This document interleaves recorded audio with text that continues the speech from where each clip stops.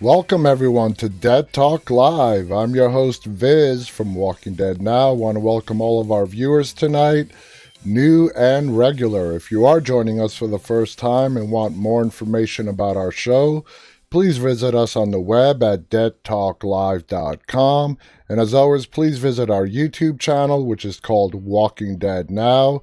And please go ahead and subscribe if you haven't already done so. And if you're there now, please go ahead and hit the thumbs up button. It's going to be me talking to you guys live on the air tonight. Saz is not going to be joining us tonight. She'll be back tomorrow. Want to welcome Singer Chick. Singer Chick, you know how hard it is to get a hold of you? Singer Chick filled out our application, and I've been trying to get a hold of her for like 4 days now with no response. So Singer Chick, I'm glad you're with us. Check your email. Alpha is also with us on YouTube. Lindsay Sparks is joining us on Facebook, saying good evening to everyone. Karina is with us on Instagram. Alasa is with us. Censura is here. 50 Shades is joining us. Let's see, Evelyn is with us. CC Wheezy is joining us. Jaden. Good to see a lot of the familiar faces. Zachary, who is celebrating his name day today. And he made it a point to let me know before the show. So happy name day, Zachary. Let's see, who else do we have with us? AMX is joining us. Soon is also with us. Just want to say hello to all you guys. The list is long. Thank you for being here with me tonight. Singer writes, LOL, I'm sorry, Viz was out of town 2 days. I messaged back on the comments, did not get the email. Well, I responded back to the email that you put on the form. So I don't know if you might have mistyped it or not. It didn't get bounced back, but I did send you an email. Maybe you check your junk folder. Should not have gone to the junk folder, but check it anyway. Kat is with us on YouTube. Tiffany is joining us on Twitter. Junior James is also with us on YouTube. So welcome everybody. AMX is asking how everyone is doing. So just going through here, AMX is also giving us a nice heart. Mona is with us on Facebook saying good morning, my Walking Dead family. Miss you all these busy days. Good to have you back with us, Mona. So guys, yesterday I showed you guys a whole bunch of new pictures from Fear the Walking Dead. World Beyond also released quite a few pictures as well. And what I did with those is I put them in a slideshow so we can go through them. Now, we have not seen a single episode yet of World Beyond. I'm dying to see the premiere. So these are characters we have yet to see, become attached to. No, we've read a lot about them, but it's different reading about them than actually seeing them for the first time on television. So let's go through this slideshow and take a look at some of these pictures. So these are going to be, I have a feeling these are going to become big household names for us. This show is going to be geared towards a younger generation of survivors, which is going to attract a lot of new fans, especially younger fans. So there we go. That's the head of the CRM, at least the Omaha Division 1. And we're going to get to know all about these people, starting October 4th. I can't wait. Right after the finale, this is going to air. And I'm really psyched to see. And I bet you all these pictures are probably from the season premiere, the series premiere of the show. So there you guys have it. Those were dropped yesterday, along with the Fear the Walking Dead pictures as well. Singer writes, I did. I even checked my deleted and I did not have anything from Dead Talk Live or Walking Dead Now. Well, I will go ahead and resend the message. But like I said, I responded to the email that you put in the form. But I'll go ahead and resend it and let me know. My email, you know what? Instead of doing that, you're on YouTube. My email is in every one of my YouTube descriptions. So just open up the description and instead of filling out a form, just send me a direct email and I will respond back to that very soon after tonight's show. There, problem solved. Mona has given us a love heart with a whole bunch of other emojis. Lucienne is with us saying hello. I'm a White Boys joining us. Welcome to all you guys. CC Wheezy's giving us a whole bunch of hearts. Lady Guerrero is also with us on Instagram, giving us a thumbs up. George Azak has joined us. Welcome, George. Let's see. Roya is also giving us a thumbs up. Welcome, guys. Stenningle is with us on Instagram as well. Valley has just joined us on Facebook. Welcome. Welcome. Summer is here too. So, how you doing, Summer? Trader. Anyway, let's move on, okay? So, Fall Guys has reached out to Norman Reedus to voice a video game character. As one of the most popular characters on The Walking Dead, Daryl Dixon has captured the heart of fans all around the world. Norman Reedus, the actor who plays Daryl, has been in many movies and even ventured into doing voice acting for video games. He lent his voice to the main character in Death Stranding, a high-concept PS4 release by Metal Gear, Hideo Kojima. However, his voice acting in video games might not be done just yet, as he has received an offer from a popular video game. At the time of this writing, Reedus has not responded to the tweet asking him to voice Yetis. However, that could be something to keep an eye on, because it would not only be a ton of fun, but anytime that anyone from The Walking Dead can get involved in projects outside the zombie apocalypse is welcome. So that's good to hear for all you, for all us, for all. I don't have enough time to play games. I used to, but that's good news right there. And I agree with what they say. Every time we get to see these characters, actors, go outside of The Walking Dead for a little bit, and we get to see them doing their craft on something else, I think it's a real treat for us. I think it's a big treat. Rapids is with us on YouTube, as is Ria on Facebook.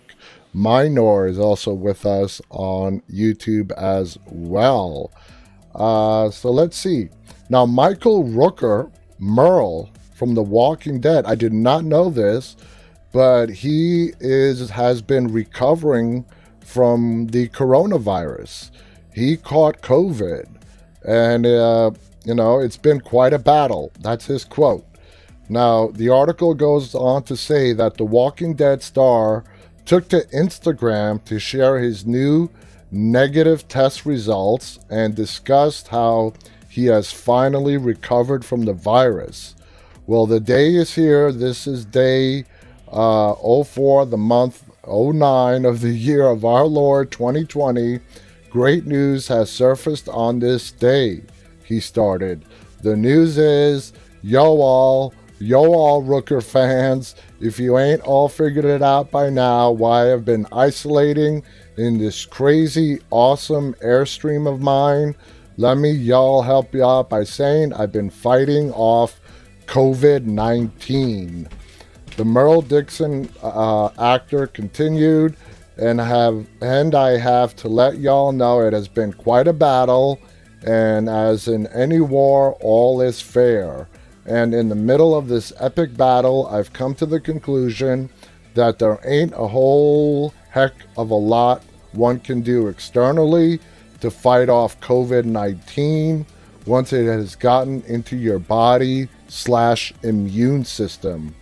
The 65-year-old, he's 65, dude doesn't look a day over 50.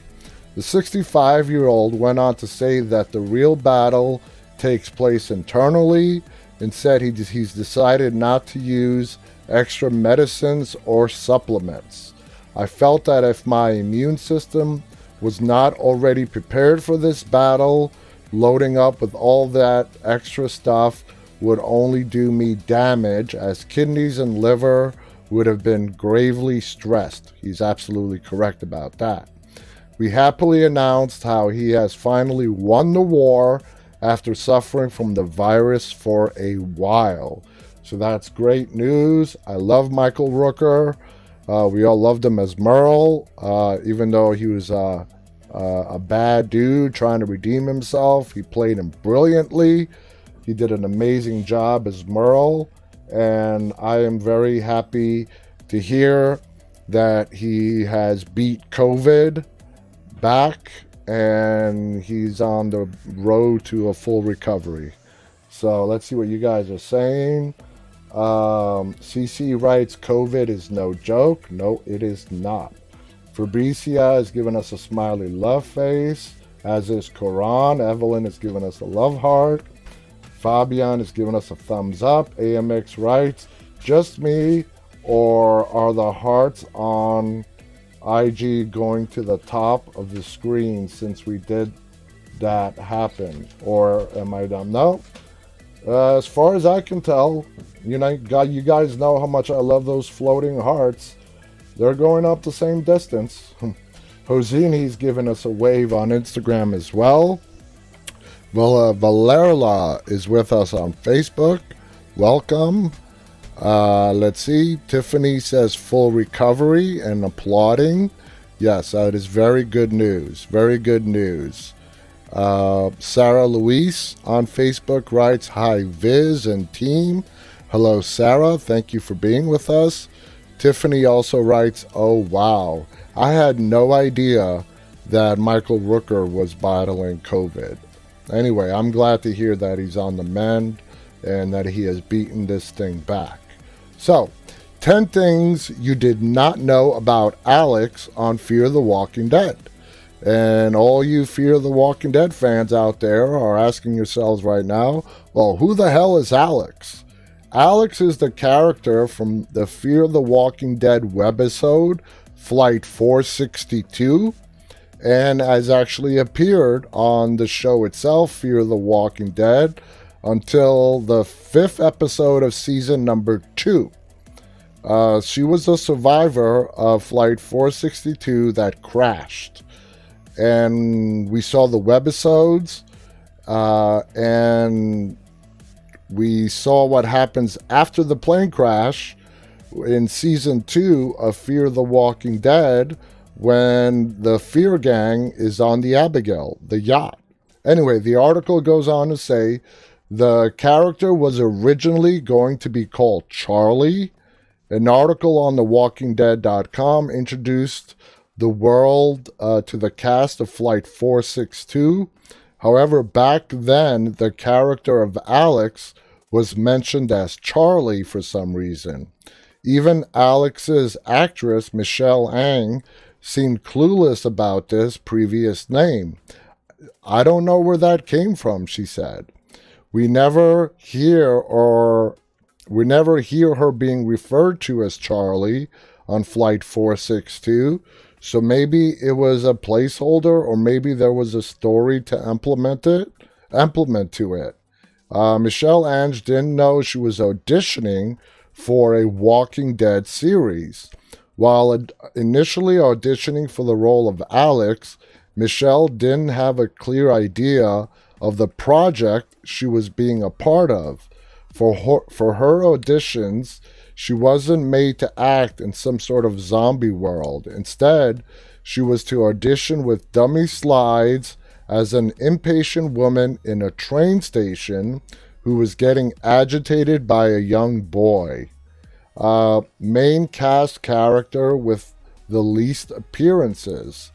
Because of her leading role in Flight 462, Alex is considered to be one of Fear the Walking Dead's main characters. She's the main character with the least appearances in this case, having appeared in just 2 episodes. Further, she's the only main character in the series with unknown status, as her fate was left on an ambiguous note when the Manoas and the Clarks left the pirate dockyard.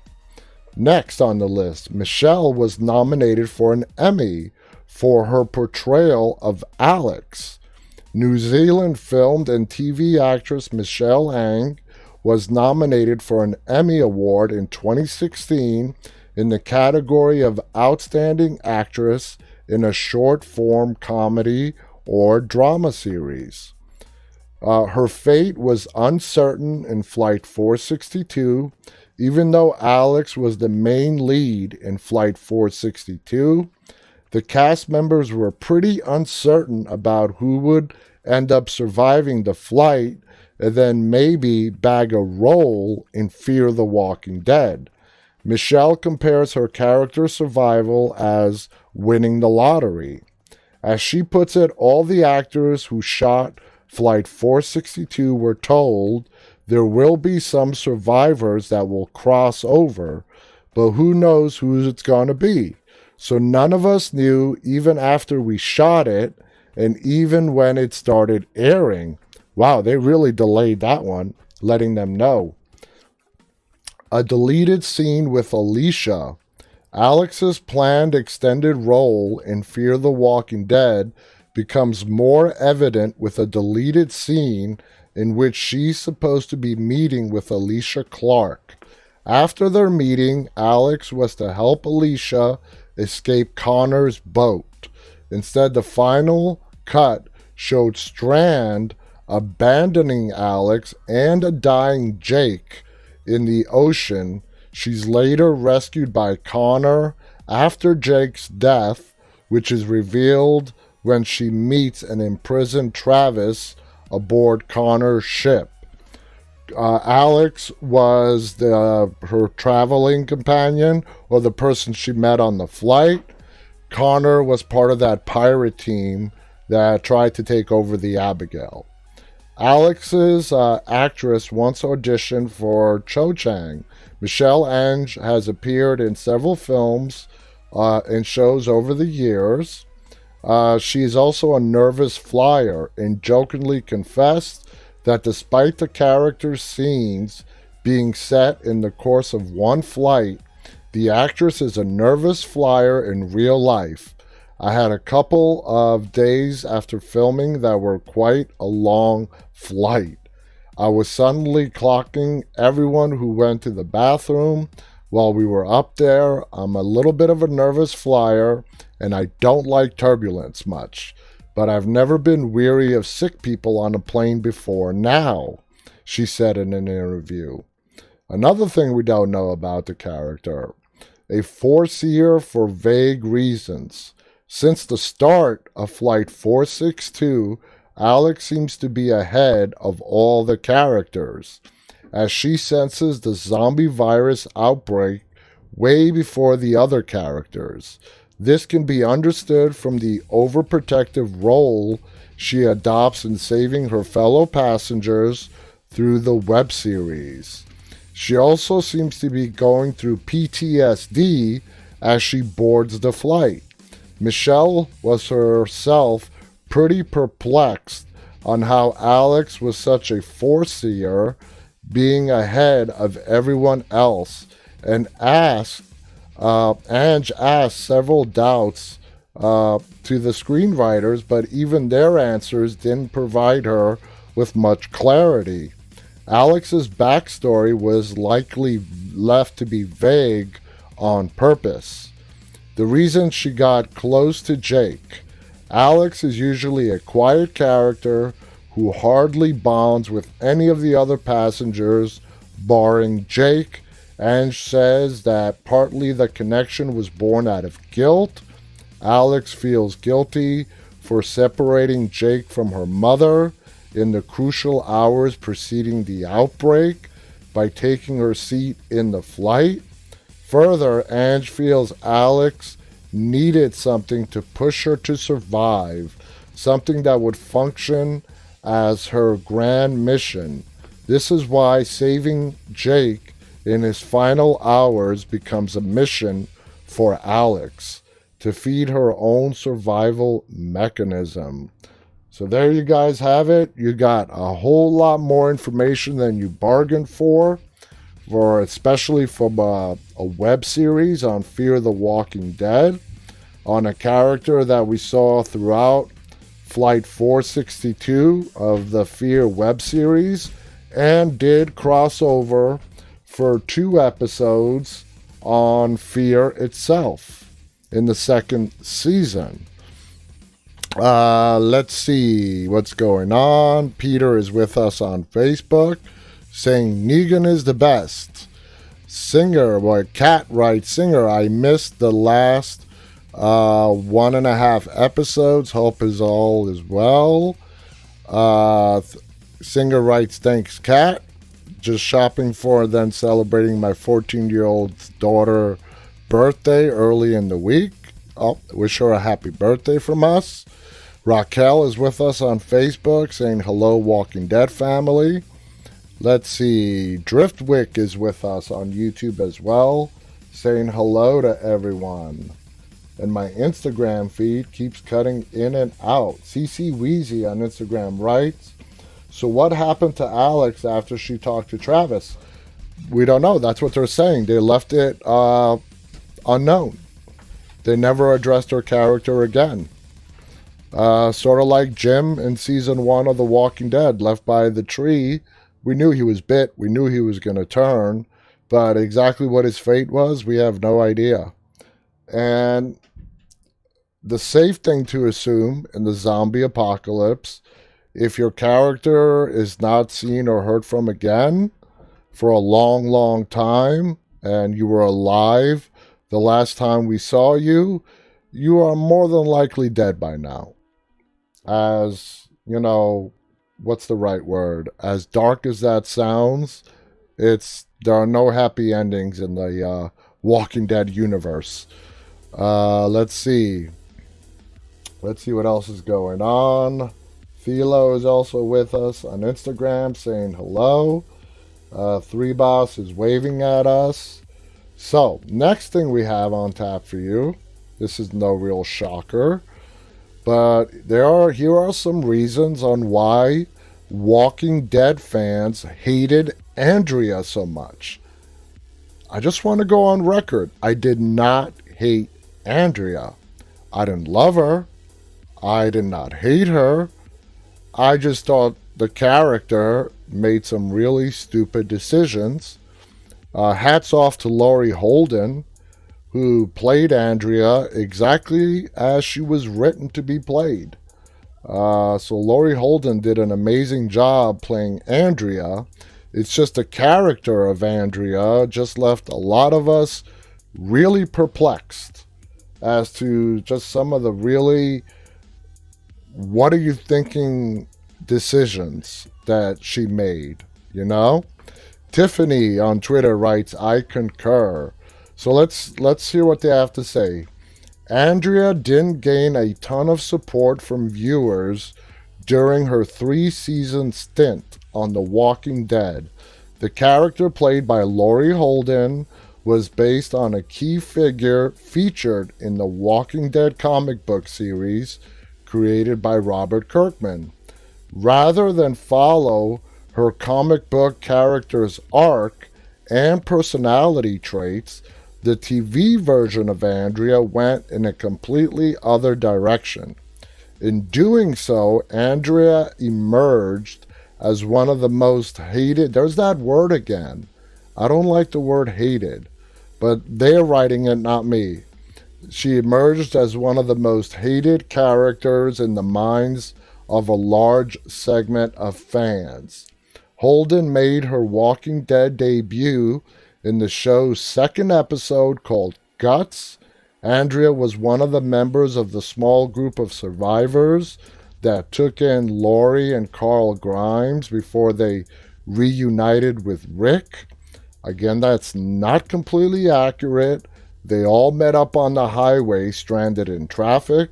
It wasn't him or her taking anyone in. They sort of banded together. The former civil rights lawyer and her younger sister, who's going to be our guest on Tuesday, her younger sister Amy, played by Emma Bell, is going to be our guest here live on Tuesday evening. They were saved by a fellow survivor, Dale. Andrea served as a viable contributor when it came to protecting the group, especially when the camp relocated to the Green family farm. She eventually became separated from the rest of the group and wound up in Woodbury, where she became romantically involved with the community's sadistic leader, the governor. Again, like I mentioned yesterday or the day before, very stubborn. Andrea's character was very stubborn, and she always felt her decisions were always right and everyone else was wrong. That is what made her so irritating. By The Walking Dead Season 3, it was made clear that the TV series was deviating from Andrea's comic book arc. Not only did the character make a bad first impression, but she constantly chastised those who put their lives on the line for her safety. Rather than make a strong female force, many felt the show transformed her into a pushy, unappreciative figure. That I agree with. The decision to erase Andrea's presence was made in an effort to provide shock value. In reality, it led to some viewers to become even more dissatisfied with the character. Not only did she make questionable choices, but now there was no shot of steering Andrea to a figure reminiscent of the comic book version. Basically, when they killed her, they took away any chance of her basically getting some sense. And that was the end of Andrea. So fans were not satisfied with her while she was alive, and when she died, that removed any possible chance of her sort of kind of getting the traits that the comic book version of Andrea had, which we know was a big time character involved with Rick. Her and Rick were running Alexandria together. Long-time character on The Walking Dead comic book series. Let's see. Stenningal writes, I was indifferent to Andrea, same as you. No lover, but no hater. CC writes, I didn't like that after she seen the governor was not a good guy. Herschel told her she could come back with them, and she still chose the governor. Yep. Stubborn. Stubborn. Singer writes, I agree with that too. Viz, it was her way or the highway, and she really didn't care what anyone else thought. That is totally true. Kat writes, I did start to feel sorry for her when she was killed, though. And that last scene that we saw of Andrea, I think it finally clicked for her, as it usually does when someone is facing death. She knew she was about to die, and the little bulb above her head finally went off. And it was at that moment that she realized all the mistakes she has made, and the reason she gave Rick and Daryl and Michonne, who were there with her in the room, was that she just wanted to bring everyone together and, sing Kumbaya and live happily ever after. But that was fantasy. That was never going to happen with a psychopath like the governor. And even then, with Rick, Michonne really cared for Andrea. She really did. That's why Michonne kept going back to Woodbury to try to get her out of there, even though she didn't want to leave. Uh, I felt bad for Michonne and even Rick and Daryl in that scene after they found her bit. Uh, they cared for her too. Uh, they did. They were sad. They were upset that she was going to die. And you remember they all waited outside the room. Rick gave her his gun, and she shot herself. That was the end of Andrea. Tiffany on Twitter writes, Michonne broke down in that scene. She did. She really loved her. Summer writes, finally, too little, too late. She betrayed my Katana Queen. Yeah, she did. I don't know, betrayed is the right word. She just wouldn't listen to her. She just wouldn't listen to her.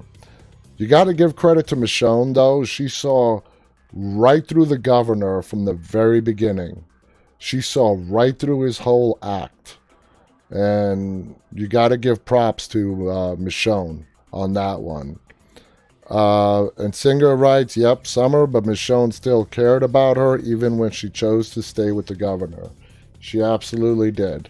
All right, let's move on to today's topic. We are going to be talking about character mentors on The Walking Dead. To explain a little further, we are going to be talking about characters who acted as mentors to other characters on The Walking Dead. Maybe you may have not even have noticed just how much of a mentor the characters we are going to name really were on the show. And as always, please feel free to chime in with your thoughts. The phone number is right up there. Call in if you would like as well to talk to us live on the air. We would love to hear from you. So anyway, let's start with our first character on the list. And why not start with Dale? Now, a lot of you may be asking, what did Dale do? If we rewind all the way back to season 1, Dale actually passed on some very important knowledge to another character. You could say that Dale was a mentor to Glenn. I don't think anybody here can argue with that. Now, Glenn might be a great pizza delivery driver, and we know he loves nice cars when it comes to maintenance, but he didn't have a clue, at least not with an RV. Dale taught and mentored Glenn on the mechanics, fixing the RV, and just general maintenance. And I'm sure a lot of you guys, when you think about all the stuff, all the talks that Glenn and Dale had, that is just something that's not really thought about too much. But it does play an important role in Glenn's character in getting the group out of quite a few sticky situations as the seasons rolled on. When Glenn is grieving after Dale died, Andrea tells Glenn that Dale was proud of him, and he was. We also see in episode 11 of season 5, which was called The Distance, shortly after the group meets Aaron and they decide to drive to Alexandria, Glenn has no problem replacing the battery in the RV. Again, goes back to Dale teaching him all this stuff. Abraham is impressed and asks him, how did you know how to do that? Glenn shoots back a smile, and could this be a nod to Dale? I think so. Now, speaking of Glenn, we've all seen him being a mentor to Enid. You could sort of say Glenn, paying it forward. However short this mentorship lasted, it had a big effect on Enid. Glenn's words and his presence to not give up on Enid has convinced her that the world is not a lost cause, and she has people out there who care for her. And if you all remember, Glenn's talk to Enid happened shortly after he crawls out from under that dumpster, and Enid threw a bottle of water down for him.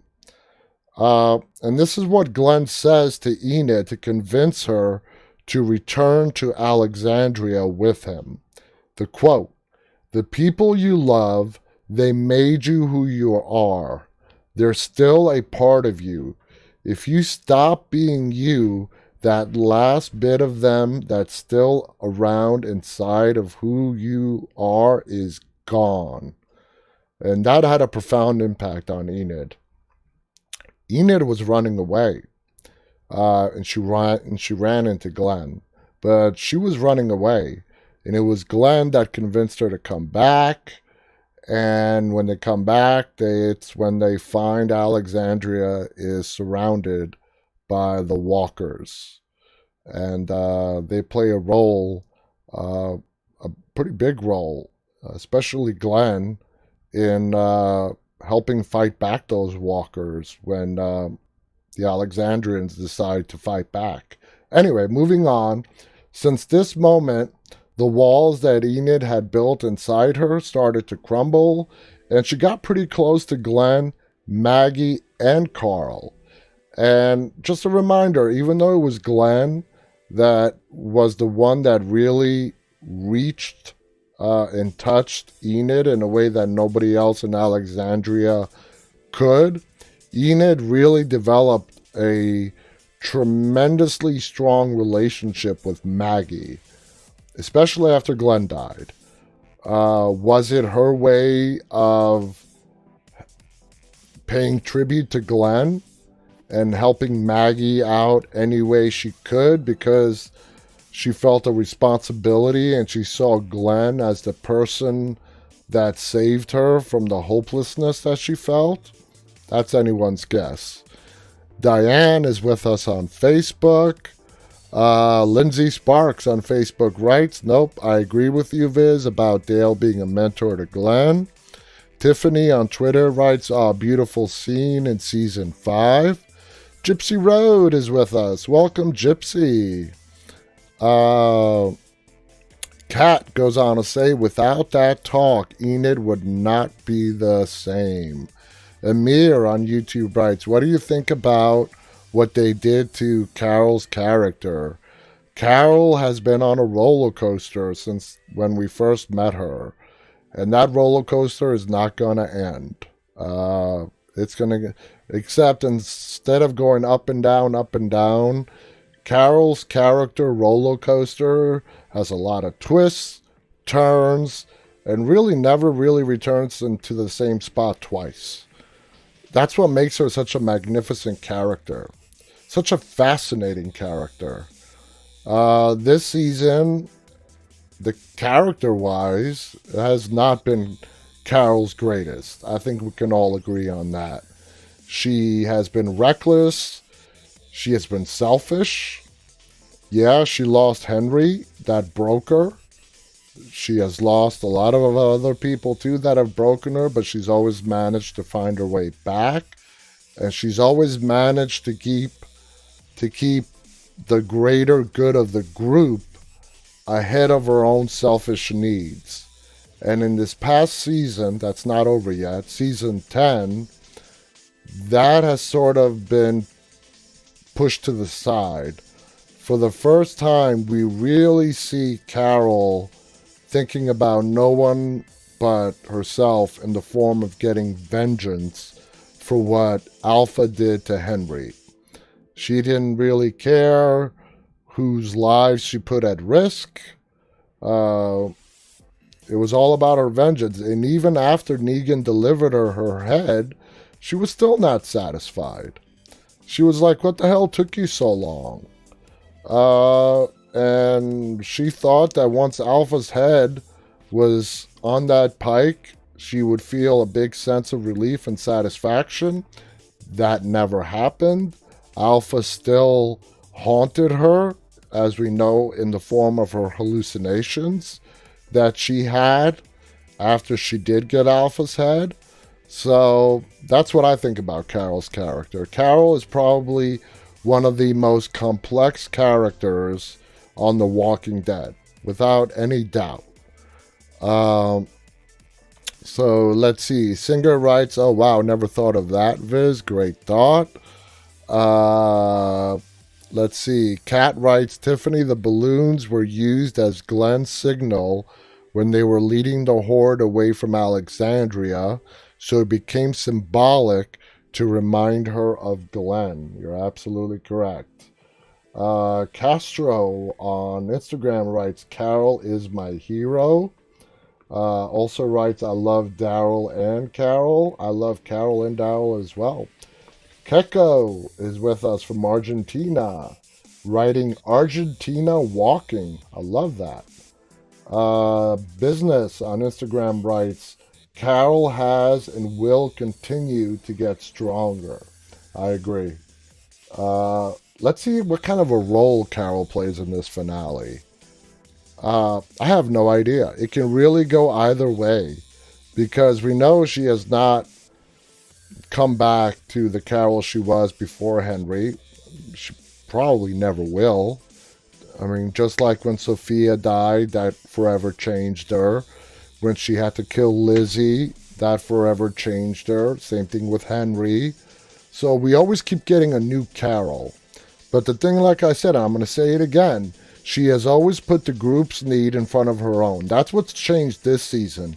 And that's what annoyed a lot of the Carol fans out there. They're still Carol fans, but that's what annoyed them about Carol's character this season, is that for the first time in 10 years, we see Carol putting her own selfish needs ahead of the group's. So, Tiffany writes, "I love Carol. Carol is a friend in my head." I don't think anyone here is saying that they don't love Carol. We all love Carol. We're just talking about just how she has been really selfish this season. Jim is with us on Facebook. So let's go ahead and continue, guys. Going back to Glenn and Enid. Now, as discussed in one of our recent episodes, Siddiq also taught Enid medicine. So we can count him in as a mentor as well. And don't forget that Carl also left his mark on Enid, which she passes down to Henry. The words that Carl wanted Enid to remember came from the letter he wrote to her just before he died. Quote, "Just surviving, it isn't living. You live with it by staying who you are, by not letting bad things change you." That was Carl's quote to Enid in the letter he left her. It was these words that had helped Enid when she lost Carl and later helped Henry make the right decision by not stopping Lydia from returning to her mother when Alpha was ready to trade her for hostages, Luke and Alden. Enid remembered Carl's exact words and quoted them to Henry, which he took to heart. Remember, before Henry met Lydia, he had the hots for Enid. And Enid knew that, but she was involved with Alden instead. Now, did Alden replace Carl in Enid's heart? No, I don't think so. I think Enid did love Carl. They never said the words, but I really do think she did love him. And I think he loved her too. It would have been interesting. In the comic books, Carl ends up marrying Sophia, which died in season 2 of the TV show. But what do you guys think about, if Carl did survive, Carl and Enid making it to the end as, basically Enid taking Sophia's spot in the comic books. And we all mentioned before, Carl is one of the last ones standing when the comic books ended. What kind of couple do you think Carl and Enid would have made all the way to the end of the Walking Dead series? I think they would have made an awesome couple. So this brings us to other characters who have mentored Henry. and he has had quite a few himself. From a young age, Morgan started training Henry how to fight with a bow stick. And you all remember that Morgan's mentor was Eastman.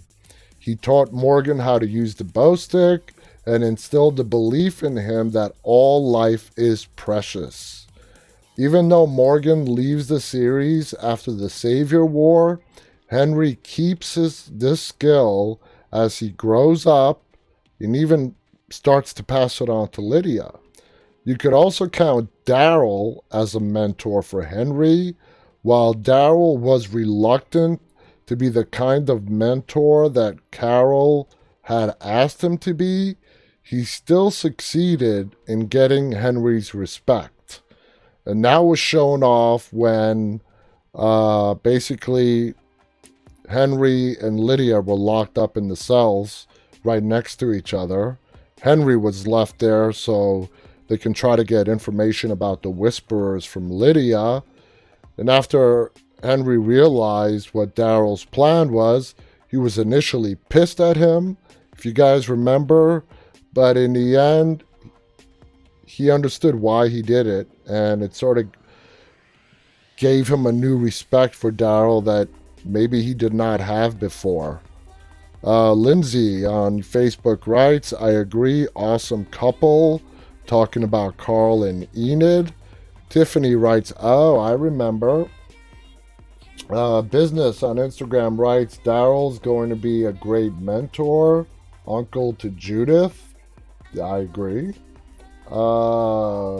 Tab is with us on Instagram. Daryl Norman is also with us saying hello.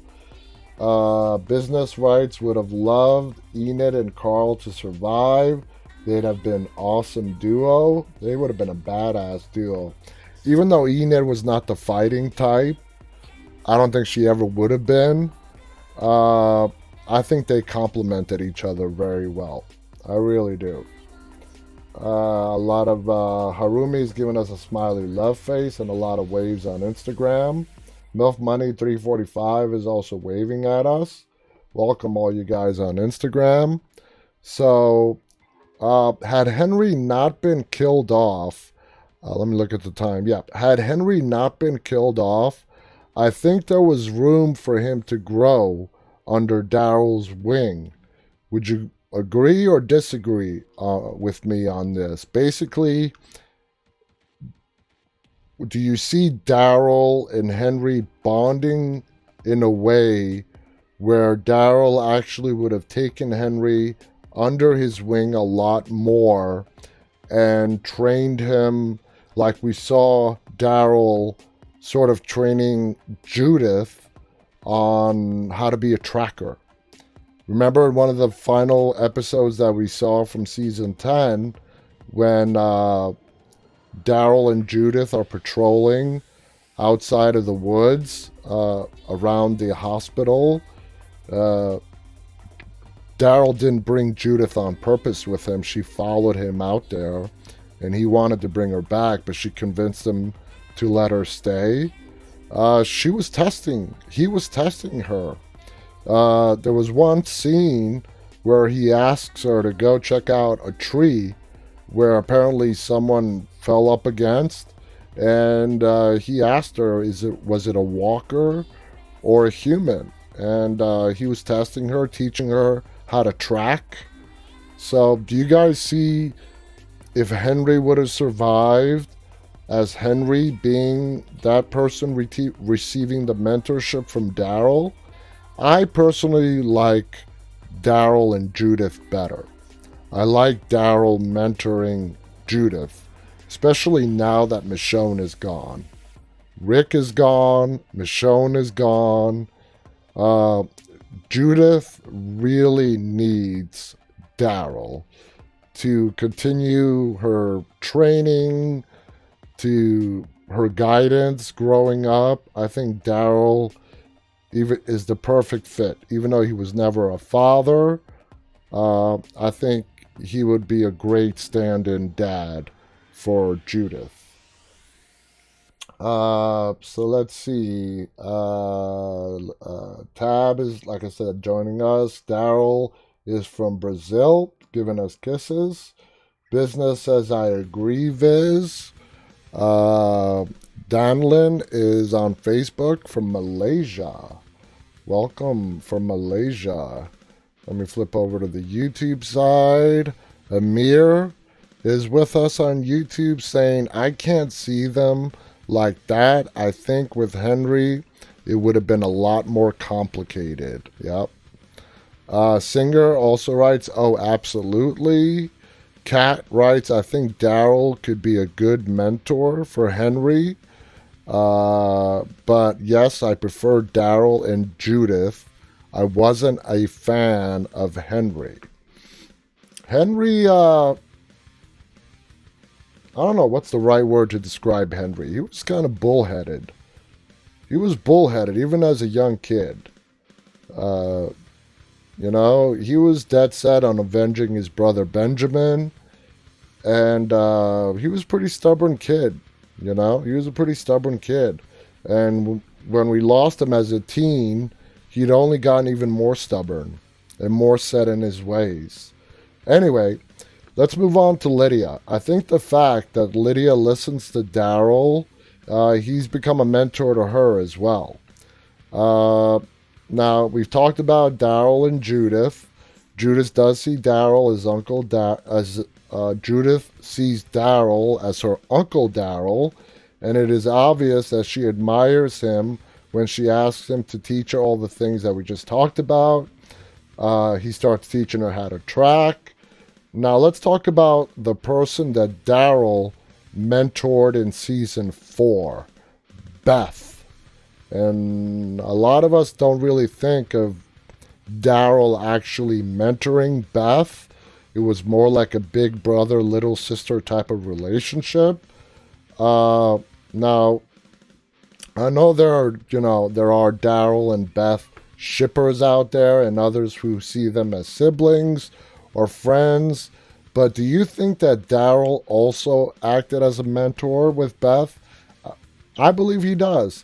After the group lost to prison in the governor attack and the members became separated, Daryl and Beth were on the road together for quite a while, and I've also stated this in the past, if it wasn't for that half season that we got to see Beth be on her own with just Daryl, I don't think we would have been as upset as we did get when Beth died.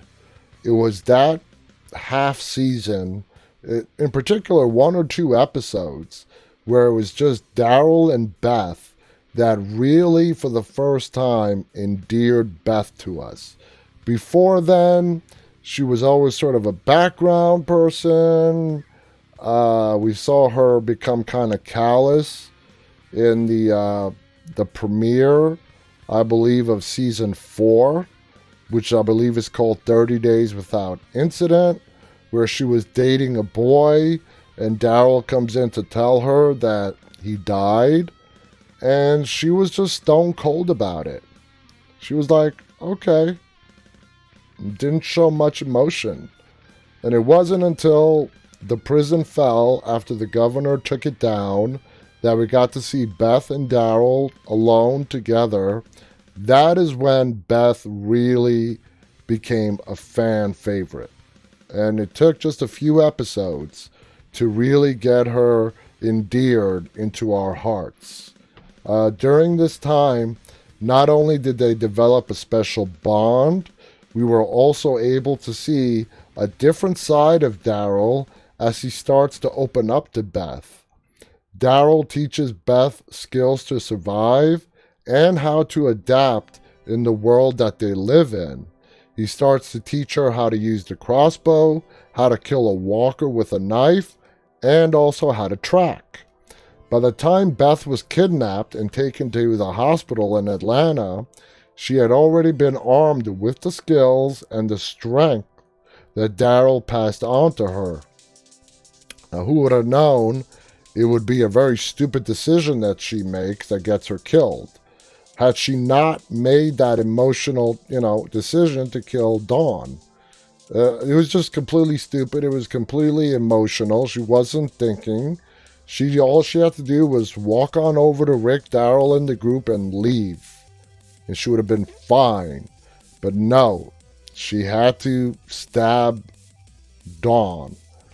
Anyway, there are quite a few people that Daryl has in some shape or form acted as a mentor. And it's not something that you would expect when we first meet Daryl in season 1, the guy who had the chip on his shoulder. Now, speaking of Beth, we got to talk about Herschel, okay? Disregarding the slight falling off the wagon and hitting the bottle at the bar moment in season 2, you can't really blame him. Up until then, he believed the walkers could be cured. That's why he was stashing them in his barn. I think everyone here can agree that Herschel was a great mentor. In fact, we put him here as probably one of the biggest ones. When Rick lost Laurie and he went through his period of, there's no other word for it, he suffered a breakdown. Psychotic, he was hallucinating. It was Herschel that helped him through it. Herschel is also one of the few people who Rick listens to truly and respects, and that is reflected when we see Herschel again in Rick's hallucination sequence in his final episode. We know how much of an impact he has had on Rick when he appears in Rick's final episode, which is called What Comes After. Herschel also guided the group into transforming the prison to a place where they could rebuild, and managed to help them turn the courtyard of the prison to farmland successfully. Now, if you think about it, Maggie has obviously been mentored by her father, and she is able to ensure that Hilltop can source their own food, make their own weapons, fix farming equipment by having a blacksmith at hand. Anyhow, before we move on from Herschel, here's a wonderful quote from him, which really sums up how he has been such a great mentor and a perfect example of someone adapting to the new world. All right? And we're almost out of time, but the quote is, "You step outside, you risk your life. You take a drink of water, you risk your life. And nowadays, you breathe and you risk your life. Every moment now, you don't have a choice. The only thing you can choose is what you are risking it for. Now, I can make these people feel better and hang on a little bit longer. I can save lives, and that's enough reason to risk mine." That's a great quote from Herschel. And that was spoken during the flu outbreak in the prison. Now, another person that you can mention as a more recent mentor is Connie to her younger sister Kelly as well. And throughout the whole run of The Walking Dead, Fear the Walking Dead, it's been a big basis. It's about passing on information. It's about people who have experience teaching people who are less experienced. Okay? They have, the communities have their own schools. They try to keep up the learning, but at the end of the day, it's the life lessons that you're going to get from the people who are surviving in that world that is going to make the difference between life and death for you in the zombie apocalypse. And with that, let me just look over some of the chats. I know a lot of you guys have been talking. Lindsay Sparks writes, Herschel was great. Let's see what's going on YouTube. It was so unexpected to see Daryl and Beth be put together. Singer writes, he taught Farmer Rick. Singer also writes, loved Herschel. It was sad, and it was definitely sad when the actress, Scott Wilson, passed away. That was a great loss for everyone. Guys, thank you so much for joining me tonight. We are out of time. I hope you enjoyed tonight's discussion. Please visit our website right up there at deadtalklive.com. Visit our YouTube channel, which is called Walking Dead Now. Please go ahead and subscribe if you're there now. Please go ahead and hit the thumbs up button on this broadcast. I'll be back again tomorrow night. And guys, stay safe. And until then, stay walking.